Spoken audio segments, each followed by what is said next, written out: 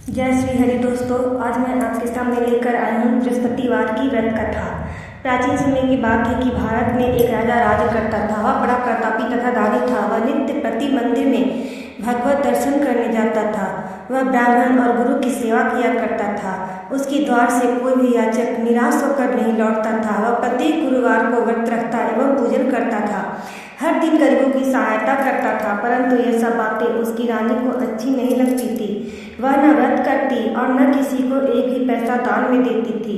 वह राजा से भी ऐसा करने को मना किया करती थी। एक समय की बात है कि राजा शिकार खेलने वन को चले गए।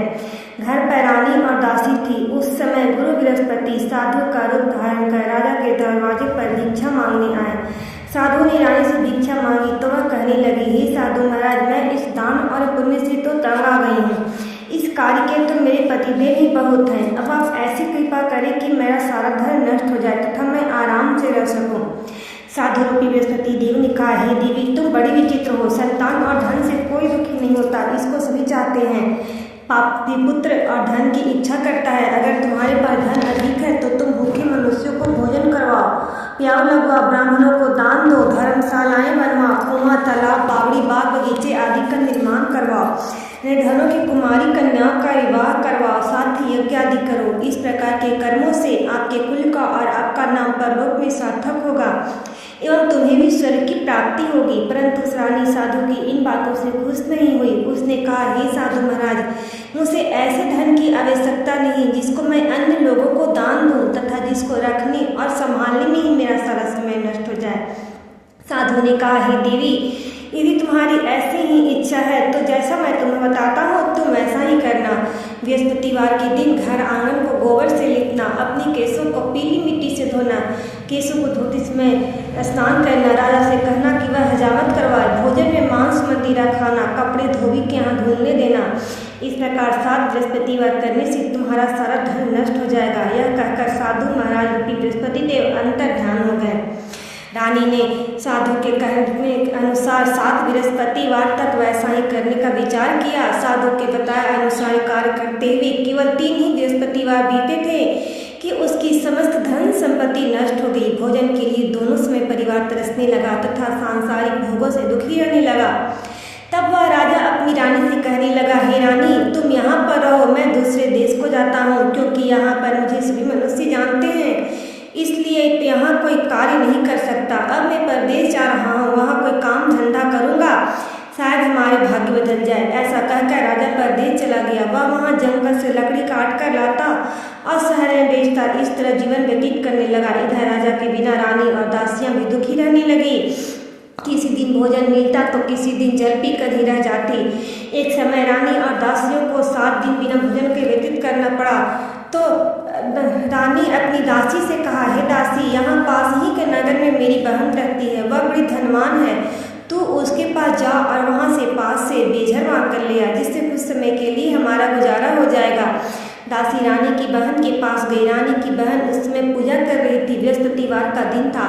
दासी ने रानी की बहन से कहा, हे रानी, मुझे आपकी बहन ने भेजा है, मुझे पास से बेझर दे दो। दासी ने यह बात अनेक बार कही, परंतु रानी की बहन ने कोई उत्तर नहीं दिया, क्योंकि वह उस समय बृहस्पतिवार की कथा सुन रही थी। जब दासी को रानी की बहन से कोई उत्तर नहीं मिला तो वह बहुत दुखी हुई। उसे क्रोध भी आया और वह लौटकर रानी से बोली, रानी जी, आपकी बहन तो बहुत ही धनी स्त्री है, वह तो छोटे लोगों से बात भी नहीं करती। मैंने उससे कहा तो उसने कोई उत्तर नहीं दिया। मैं वापस चली आई। रानी बोली, हे दासी, इसमें उसका कोई दोष नहीं है। जब दिन बुरे आते हैं तब कोई सहारा नहीं देता। अच्छे और बुरे का पता विपत्ति काल में ही लगता है। जो ईश्वर की इच्छा होगी वही होगा। यह सब तो हमारे भाग्य का दोष है। उधर रानी की बहन ने सोचा कि मेरी बहन की दासी आई थी, परंतु मैं उससे नहीं बोली, इससे वह बहुत दुखी हुई होगी। अतः कथा सुन अभिष्णु भगवान का पूजन समाप्त कर वह अपनी बहन के घर गई और कहने लगी, हे बहन, मैं बृहस्पतिवार का व्रत कर रही थी, तुम्हारी दासी हमारे घर गई थी, परंतु जब तक कथा होती है तब तक हम लोग न उठते हैं और न बोलते हैं, इसलिए मैं नहीं बोली। कहो दासी क्यों गई थी? रानी बोली, बहन, हमारे घर अनाज नहीं था। वैसे तो तुमसे कोई बात छिपी नहीं है, इस कारण मैंने दासी को तुम्हारे पास से बेझर लेने के लिए भेजा था। रानी की बहन बोली, बहन देखो, बृहस्पति भगवान सबकी मनोकामना पूर्ण करते हैं, देखो शायद तुम्हारे घर में ही अनाज रखा हो। यह सुनकर दासी घर के अंदर गई तो उसे एक घड़ा बड़ा बेजर का भरा मिल गया। उसे बड़ी हैरानी हुई क्योंकि उसने एक एक बर्तन देख लिया था।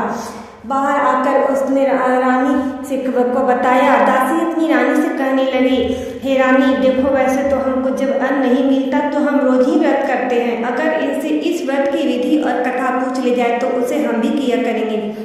दासी के कहने पर रानी ने अपनी बहन से बृहस्पतिवार व्रत के बारे में पूछा।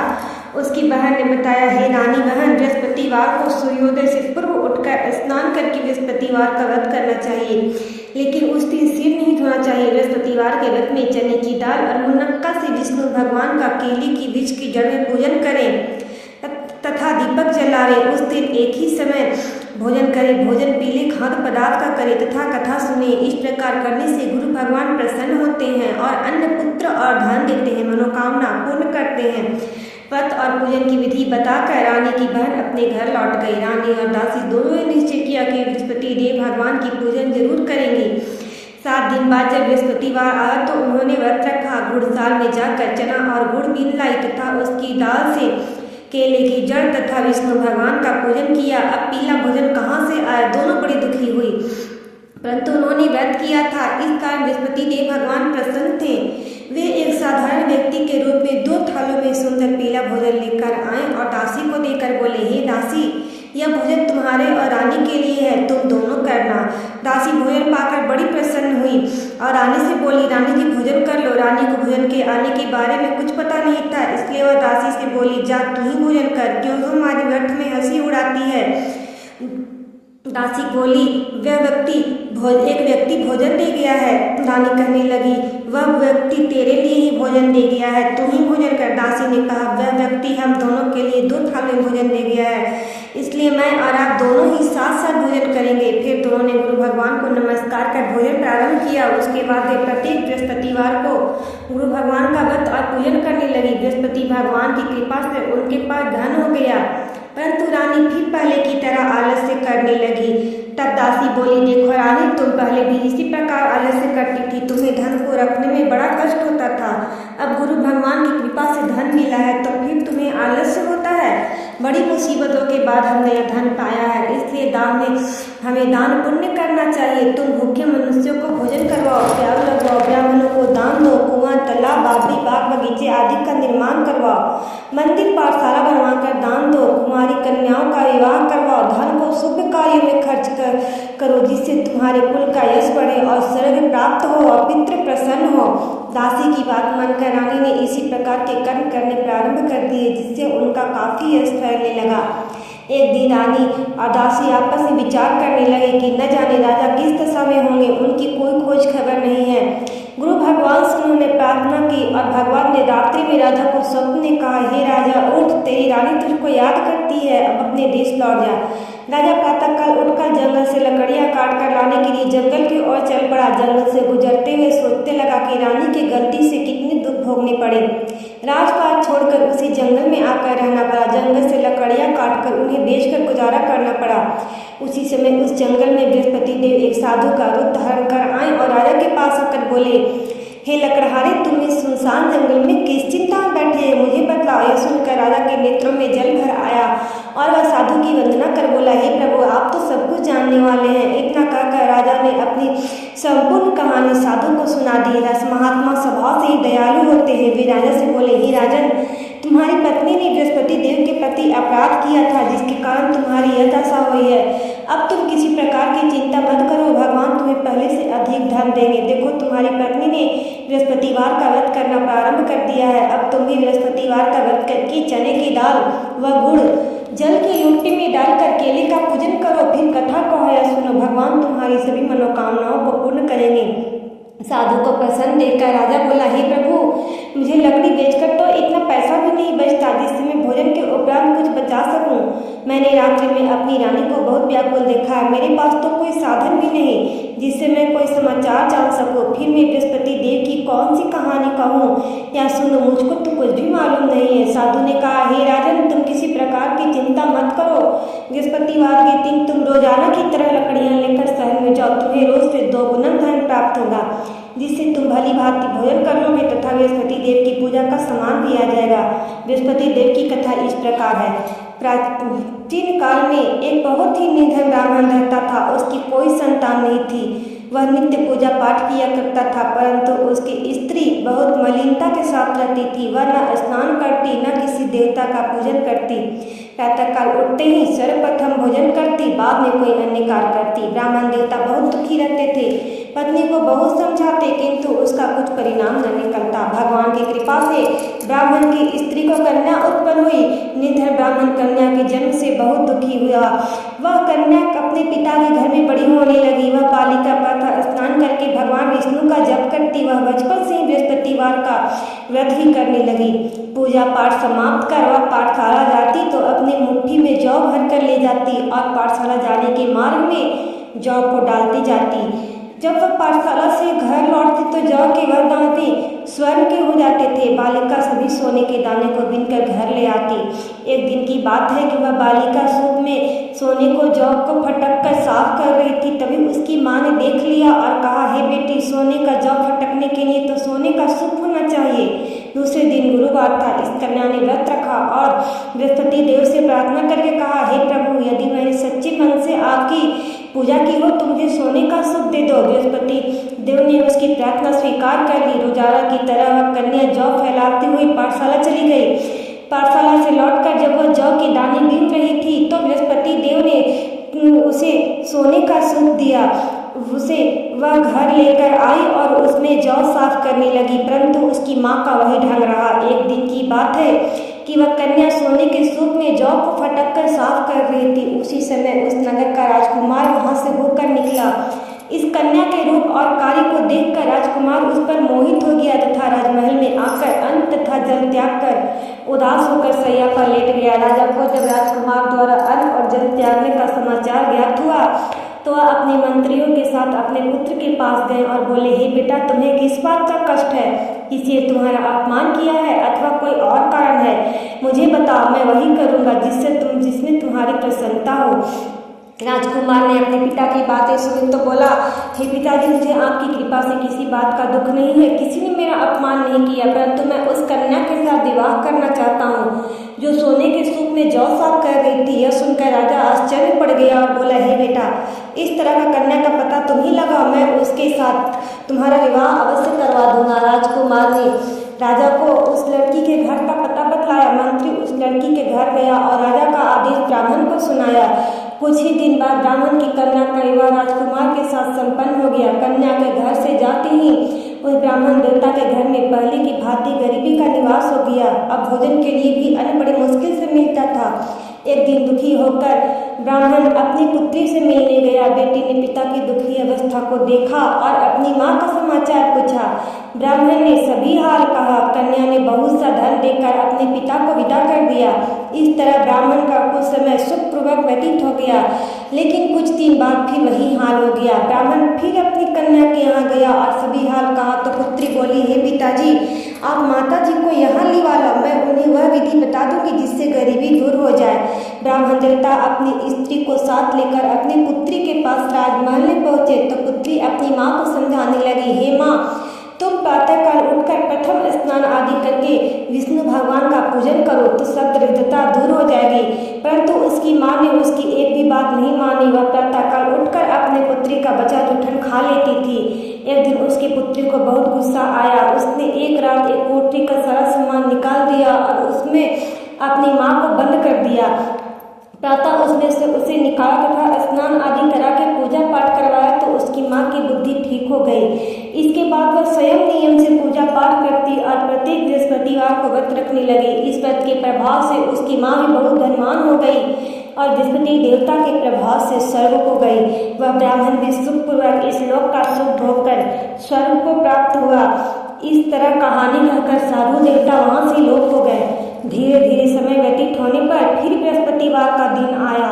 राजा ने लकड़ी काटकर किसी शहर में बेचने गया। उसे और दिन से अधिक धन मिला। राजा ने चना गुड़ आदि लाकर बृहस्पतिवार का व्रत किया। उस दिन से उसके सभी कलेश दूर हो गए। परंतु जब अगला गुरुवार का दिन आया तो वह बृहस्पतिवार का व्रत करना भूल गया। इस कारण बृहस्पति देव भगवान नाराज हो गए। उस दिन उस नगर के राजा ने विशाल यज्ञ का आयोजन किया तथा अपने समस्त राज्य में घोषणा करवा दी कि कोई मनुष्य अपने घर भोजन न बनाए तथा आग भी न जलाए, समस्त लोग मेरे यहाँ भोजन करने आवे। इस आज्ञा को जो न मानेगा उसको फांसी की सजा दी जाएगी। राजा के आज्ञा अनुसार राज्य के सभी वासी राजा के भोज में सम्मिलित हुए, लेकिन लकड़हारा कुछ देर से पहुंचा, इसलिए राजा उसको अपने साथ महल में ले गए। जब राजा लकड़हारे को भोजन करा रहे थे तो रानी की दृष्टि उस खूंटी पर पड़ी जिस पर उसका हार लटका हुआ था। उसे हार खूंटी पर लटका नहीं दिखाई दिया। रानी को निश्चय हो गया कि मेरा हार इसी लकड़हारे ने चुरा लिया है तथा उसी समय सैनिक बुलवाकर उसको जेल में डलवा दिया। जब लकड़हारा जेल खाने में गया तो बहुत दुखी होकर विचार करने लगा कि न जाने कौन से पूर्व जन्म के कर्म से मुझे यह दुख प्राप्त हुआ है, और उसी साधु को याद करने लगा जो जंगल में मिला था। तत्काल बृहस्पति देव साधु के रूप में प्रकट हो गए और उसकी दशा को देखकर कहने लगे, अरे मूर्ख, तूने बृहस्पति देवता की कथा नहीं कही जिसके कारण तुम्हें यह दुख प्राप्त हुआ है। अब चिंता मत कर, बृहस्पतिवार के दिन जेल खाने के दरवाजे पर 4 पैसे पड़े मिलेंगे, उनसे तू बृहस्पति देव की पूजा करना तो तेरे सभी कष्ट दूर हो जाएंगे। अगले बृहस्पतिवार उसे जेल के द्वार पर 4 पैसे पड़े मिले। राजा ने पूजा का सामान मंगवाकर कथा कही और प्रसाद बांटा। उसी रात्रि को बृहस्पति देव ने उस नगर के राजा को स्वप्न में कहा, हे राजा, तूने जिस आदमी को जेल खाने में बंद कर दिया है वह निर्दोष है, वह राजा है, उसे छोड़ देना। रानी का हार उसी खुट्टी पर लटका हुआ है, अगर तू ऐसा नहीं करेगा तो मैं तेरे राज्य को नष्ट कर दूंगा। राजा प्रातःकाल उठा और खुट्टी पर हाथ टंगा देखकर लकड़हारे को बुलवाकर क्षमा मांगी तथा उसके योग्य सुंदर वस्त्र आभूषण भेंट कर उसे विदा किया। गुरुदेव की आज्ञा अनुसार राजा अपने नगर को चल दिया। राजा जब नगर के निकट पहुंचा तो उसे बड़ा ही आश्चर्य हुआ। नगर में पहले से अधिक बाग, तालाब और कुएं तथा बहुत सी धर्मशालाएं, मंदिर आदि बने हुए थे। राजा ने पूछा कि यह किसका बाग और धर्मशाला है? तब नगर के सब लोग कहने लगे कि यह सब रानी और उसकी दासी द्वारा बनवाए गए हैं। राजा को आश्चर्य हुआ और क्रोध भी आया कि उसकी अनुपस्थिति में रानी के पास इतना धन कहाँ से आया। जब रानी ने यह समाचार सुना कि वह राजा आ रहे हैं तो वह अपनी दासी से कहने लगी, हे दासी, देख राजा हमको कितनी बुरी हालत में छोड़कर गए थे, वह हमारी ऐसी हालत देखकर लौट न जाए, इसलिए तू दरवाजे पर खड़ी हो जा और जब राजा आए तो उन्हें अपने साथ महल में लिवा लाना। रानी के आज्ञा अनुसार दासी दरवाजे पर खड़ी हो गई। जब राजा आए तो उन्हें अपने साथ महल में लिवा लाई। तब राजा ने क्रोध करके अपनी तलवार निकाली और पूछने लगा, बताओ तुम्हें धन कैसे प्राप्त हुआ है? तब रानी ने बताया कि हमें यह सब धन बृहस्पति देव के व्रत के प्रभाव से प्राप्त हुआ है। राजा ने तब निश्चय किया कि 7 रोज बाद तो सभी बृहस्पतिवार का पूजन करते हैं, परंतु मैं रोजाना दिन में 3 बार कथा कहा करूंगा तथा रोज ही व्रत किया करूंगा।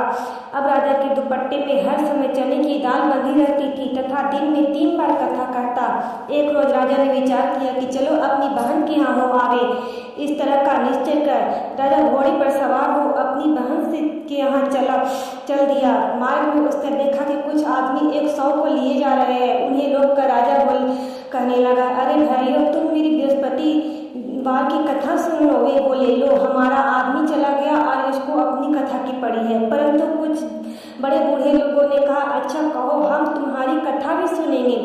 राजा ने दाल निकाली और कथा कहनी शुरू कर दी। तो जब कथा आधी हुई तो 100 हिलने लगा और कथा समाप्त हुई तो 100 राम राम कहते हुए खड़ा हो गया। लोगों ने हैरानी से दांतों तले अंगुली दबाई और अगले बृहस्पतिवार से बृहस्पति देव की कथा सुनने का निश्चय किया। राजा आगे बढ़ा। उसे चलते चलते शाम हो गई। आगे मार्ग में उसे एक किसान खेत में हल चलाता मिला। राजा उससे बोला, अरे भैया, तुम मेरी बृहस्पति देव की कथा सुन लो। किसान बोला, जब तक तेरी कथा सुनूंगा तब तक तो 4 हरिया जोत लूंगा, जा अपनी कथा किसी और को सुनाना। राजा आगे चलने लगा। राजा के हटते ही बैल पछाड़ खाकर गिर गए तथा किसान के पेट में जो बहुत जोर का दर्द होने लगा। उसी समय किसान की माँ रोटी लेकर आई। उसने जब यह देखा तो पुत्र से सब हाल पूछा। बेटे ने सभी हाल बता दिया। बुढ़िया दौड़े दौड़े उस घुड़सवार के पास गई और उससे बोली, मैं तेरी कथा सुनूंगी, तू अपनी कथा मेरे साथ मेरे खेत पर ही चलकर कहना। राजा ने लौटकर बुढ़िया के खेत पर जाकर कथा कही, जिसको सुनते ही बैल उठकर खड़े हो गए तथा किसान का पेट का दर्द भी बंद हो गया। राजा अपनी बहन के घर पहुंचा। बहन ने भाई की खूब मेहमानी की। दूसरे रोज प्रातः काल राजा जगा तो वह देखने लगा कि घर के सभी लोग भोजन कर रहे हैं। राजा किसी भूखे को बृहस्पतिवार की कथा सुनाए बिना भोजन नहीं करता था। वह अपनी बहन से पूछा, बहन क्या घर में कोई ऐसा व्यक्ति है जिसने अभी तक भोजन न किया हो तो मेरी बृहस्पति देव की कथा सुन ले। बहन बोली, भैया आपको हमारे घर में तो क्या आपको पूरे नगर में कोई ऐसा व्यक्ति नहीं मिलेगा जिसने सुबह सुबह भोजन नहीं किया हो। यह देश ऐसा ही है, यहाँ पर ये लोग भोजन करते हैं, बाद में कोई अन्य कार्य करते हैं। अगर पड़ोस में कोई हो तो देख कर आती हूँ। ऐसा कहकर बहन देखने चली गई, परंतु उसे कोई भी ऐसा व्यक्ति नहीं मिला जिसने भोजन न किया हो। वह एक कुम्हार के घर गए जिसका लड़का बीमार था। उसे मालूम हुआ कि 3 दिन से उसके यहाँ किसी ने भोजन नहीं किया है। रानी ने अपने भाई की कथा सुनने के लिए कुम्हार से आग्रह किया। वह तैयार हो गया। राजा ने उसको जाकर बृहस्पतिवार की कथा कही, जिसको सुनकर उसका लड़का ठीक हो गया। अब तो राजा की प्रशंसा होने लगी। एक दिन राजा ने अपनी बहन से कहा, हे बहन, मैं अपने घर जाऊंगा, तुम भी तैयार हो जाओ। राजा की बहन ने अपनी सास से अपने भाई के साथ जाने की आज्ञा मांगी तो सास ने ताने देते हुए कहा, चली जा, परंतु अपने लड़के को मत लेकर जाना, क्योंकि तेरे भाई की कोई संतान नहीं है। कहीं तुम्हारी भाभी मेरे पोतों पर कोई जादू टोना न कर दे। रानी ने अपने भाई से कहा, हे भैया, मैं तो चलूंगी, परंतु कोई बालक नहीं जाएगा। तब राजा कहा, तुम जब कोई बालक ही नहीं जाएगा तो तुम ही जाकर क्या करोगे। दुखी मन से राजा अपने नगर को लौट आया। राजा ने अपनी रानी से कहा, हे रानी, हम निसंतान हैं, इसलिए कोई हमारे घर आना पसंद नहीं करता। इतना कहकर वह बिना भोजन आदि किए सैया पर लेट गया। रानी बोली, हे प्रभु, बृहस्पति देव ने हमें सब कुछ दिया है, वे हमें संतान भी अवश्य देंगे। उसी रात बृहस्पति देव ने स्वप्न में कहा, हे राजन, उठ, सभी सोच त्याग दे, तेरी रानी गर्भवती है। राजा को यह जानकर बड़ी खुशी हुई। 9वें महीने रानी के गर्भ से एक सुंदर पुत्र पैदा हुआ। जब राजा की बहन ने यह शुभ समाचार सुना तो वह बहुत खुश हुई तथा बधाई लेकर अपने भाई के यहाँ आई। तभी रानी ने कहा, घोड़ा चढ़कर नहीं आई, गधा चढ़कर आई। राजा की बहन बोली, भाई, मैं इस प्रकार नहीं कहती तो तुम्हें औलाद कैसे मिलती। बृहस्पति देव ऐसी ही है जिसके मन में जो कामनाएं रहती है सभी को पूर्ण करते हैं। जो सद्भावना पूर्वक बृहस्पतिवार का व्रत करता है एवं पढ़ता है अथवा सुनता है और दूसरों को सुनाता है, बृहस्पति देव उसकी सभी मनोकामनाओं को पूर्ण करते हैं। बृहस्पति देव सदैव उनकी रक्षा करते हैं।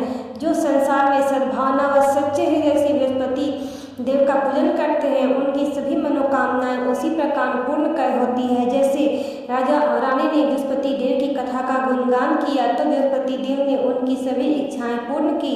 मनुष्य को हृदय स्मरण करते हुए उनका जय जयकार करना चाहिए। प्रेम से बोलो बृहस्पति देव भगवान की जय।